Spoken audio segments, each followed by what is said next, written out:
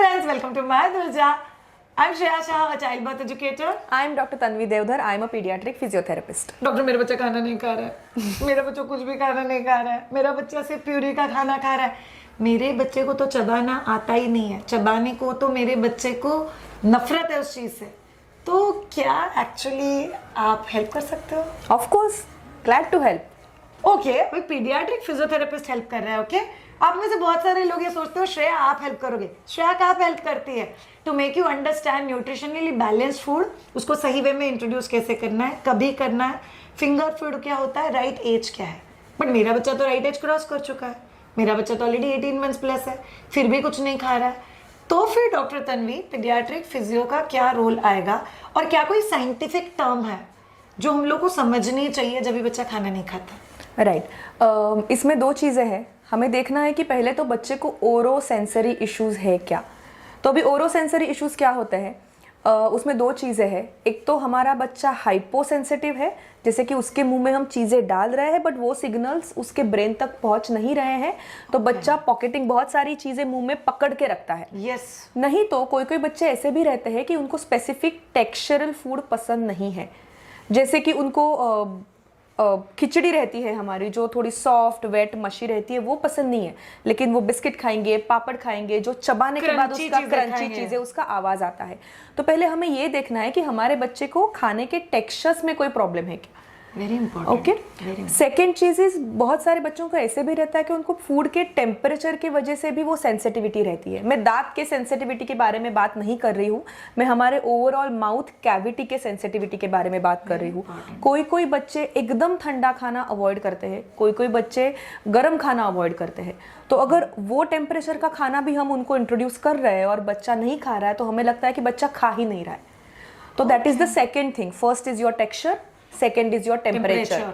Okay. Third thing is, आप जो बच्चे को मुंह में खाना खिला रहे हो वो बच्चे को समझ रहा है या नहीं. आपने पहला घास खिलाया, दूसरा घास खिलाया, बट बच्चा चबा नहीं रहा है, तो प्रॉबेबली बच्चे को अवेयरनेस है ही नहीं कि मेरे ये साइड में, मेरे सेंटर में या मेरे लेफ्ट साइड में कोई तो खाना है जो मुझे बाइट एंड चू करना है.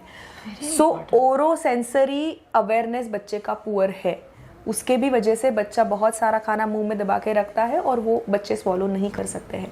डिफिकल्टी और लेट स्वॉलोइंग होता है. और फिर मदर सुला के टकटक टकटक यस यस. सो ऑटो स्वेलिंग करवाने का कोशिश करती है और जिससे गैग रिफ्लेक्स हमारा प्रोड्यूस होता है. यस. या तो फिर बच्चा अवर्जन क्रिएट करता है. आ गई औरत अभी मुझे वापस खाना खिलाएगी. यस. सो इसका मतलब क्या है, अगर बच्चा खाना नहीं खाता है, try a new texture. Yes. Try it at different temperature and yes 100% observe करो क्या बच्चा चबा रहा है कि नहीं. बट बच्चे को हम लोग चबाना सिखाएंगे कैसे डॉक्टर तन्वी? जैसे मैंने पहले बोला, एक तो पार्ट हुआ हमारा ओरो सेंसरी. राइट. कोई कोई बच्चों को बाइटिंग एंड चूइंग में, चबाने में तकलीफ क्यों हो सकती है कि अगर उनको हाइपोटोनिया, लो टोन, अगर उनके माउथ के मसल्स अगर बहुत लूज है, लो टोन में है, तो उनको उतनी स्ट्रेंथ नहीं मिलती कि हम कोई कड़क चीजें या इवन एट टाइम्स रोटी या भाकरी चबा सके. ओके. कभी कभी कोई कोई न्यूरोलॉजिकल कंडीशंस में ऐसे होता है कि बच्चों के माउथ के स्ट्रक्चर्स बहुत स्टिफ रहते हैं, मसल्स बहुत स्टिफ रहते हैं, तो भी वो आइदर ज़्यादा चबाते हैं या फिर चबाने के प्रेशर कम हो जाता है कि वो बाइटिंग प्रॉपरली या चूइंग प्रॉपरली हो नहीं पाता है. तो you have to look for this muscular issues around there oromotor region as well. Okay. तो ये सब चीजें करने के बाद भी अगर बच्चा नहीं खा रहा है तो एक बार माइट भी पीडियाट्रिक फिजियोथेरेपिस्ट को जाके मिलना चाहिए. डॉक्टर, अगर किसी का बच्चा बहुत छोटा है, क्या हम लोग कोई चीजें घर पे कर सकते हैं कि जिससे कि वो इंश्योर करेगा कि बच्चा फ्यूचर में अच्छे से खाना खाएगा? यस. पहले हम always the safe way to start is working on there awareness. Okay. So अगर मैंने मेरे बच्चे को बिठाया है तो हमारे चीक्स के साइड में 3 रीजन्स है, lower lip and upper lip. यहाँ पे मैं मेरा फिंगर रख के स्लाइट प्रेशर देके क्लॉकवाइज या फिर एंटी क्लॉकवाइज डायरेक्शन में I am moving my finger. Like that you can do 10-15 repetitions. Move on to next spot, move on to next spot, go under their lips, go above their lips. That's how we are creating the perioral awareness. Very important. Okay, you can expose them to different textures and temperature of the food. Okay, and along with that, food play is my personal favorite thing. Same here. Yeah. So if you are not able to find out कि exactly क्या problem हो रहा है, कुछ work नहीं हो रहा है, तो हम जो खाना खाते हैं वो बच्चे को खेलने के लिए दे दो. सुनने में बहुत वियर्ड लगता है, बट अगर बच्चा आपकी खिचड़ी खाने वाला है 12 बजे तो उसको 11:45 को खिचड़ी खेलने के लिए दे दो. Let him get used to that texture visually and touch wise. Slowly the acceptance of that food inside the child's mouth will improve. Firstly inside the brain and then inside Firstly the mouth. inside the brain and automatically then inside the mouth will improve. Extremely important. So okay. So Dr. Tanvi, I have one more question. मेरा बच्चे को मैं पाँव पे सुला के खिलाती हूँ. वो हाई चेयर से रोता है ना. अच्छा. या तो फिर वो मेरे को समझ में नहीं आता है कि मेरा बच्चा भी पूरा तो बैठता है नहीं, तो मैं बच्चे को खाना खिलाऊं तो कैसे खिलाऊं? ओके बच्चे को जब भी हम खाना दे रहे हैं उनका पोस्चर, उनकी अलाइनमेंट बहुत इंपॉर्टेंट है. अगर हम बच्चे को ऐसे लेटा के बच्चे की गर्दन थोड़ी एक्सटेंशन में है और उसको खाना खिला रहे हैं, there are chances of aspiration और चोकिंग और gag reflex. So you have to prop the child. अगर आपका बच्चा बहुत छोटा है, less than 6 months, you slightly have to prop the child and then feed the child. Even during breastfeeding, avoid hyperextension of your neck, of baby's neck. The neck has to be in neutral and then breastfeed the child for proper passage of passing the food. Okay. Second thing is जैसे कि around 6 months बच्चा हमारा बैठने लगता है, हम एक term use करते हैं हिप्स टू लिप्स. तो हिप्स जब तक मेरे बच्चे की स्टेबल है, मेरे बच्चे की अलाइनमेंट चेस्ट की, बैक की, लेग्स की प्रॉपर है, the food going inside his mouth will be very perfect and the swallowing बहुत अच्छी तरीके से होगा. तो 6 months ऑनवर्ड्स हमें बच्चे को हाई चेयर पे बिठा के फीडिंग देना प्रमोट करना है. फीडिंग अगर हाई चेयर में बिठा रहे हैं, नीचे बिठा रहे हैं, तो always legs has to be supported.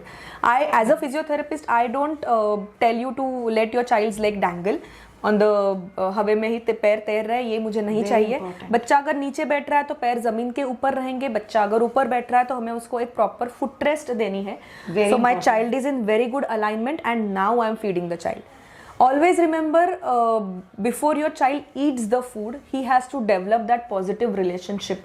So for that, his sensory aspect, his motor, oral motor aspect and his postural alignment is very important. And then only you start thinking कि मुझे बच्चे को क्या खाना देना है.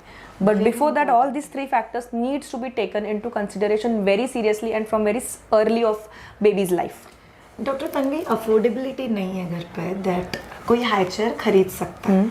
एक दूसरा ऑप्शन है which is a very good option, is booster chair. Yes. जो छोटे वाले चेयर होते हैं बच्चे के विद अ लिटिल ट्रे, आप वो यूज कर सकते हो. बट अगर किसी पेरेंट के पास वो भी अफोर्डेबिलिटी नहीं है, तो फिर हम बच्चे को क्या सोफे के कॉर्नर में बिठा के या किसी सपोर्ट के साथ बिठा के खिला सकते हैं, या कोई और आइडिया है?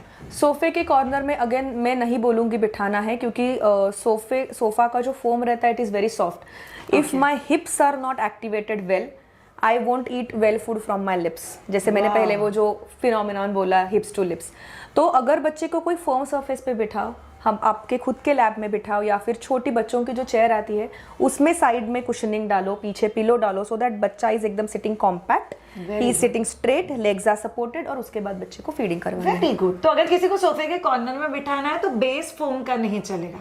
आप उसके ऊपर कोई फर्म बेस रख के उसके ऊपर भी बच्चे को बिठा के खिला सकते हो. ऑल ऑफ यू, जैसे इन लोगों ने फूड प्ले के बारे में बात की, there is a curd play, there is a noodle play, there is a soaked poha अगर हमारे घर में, तो आप लोग वो खेलने के लिए दे सकते हो.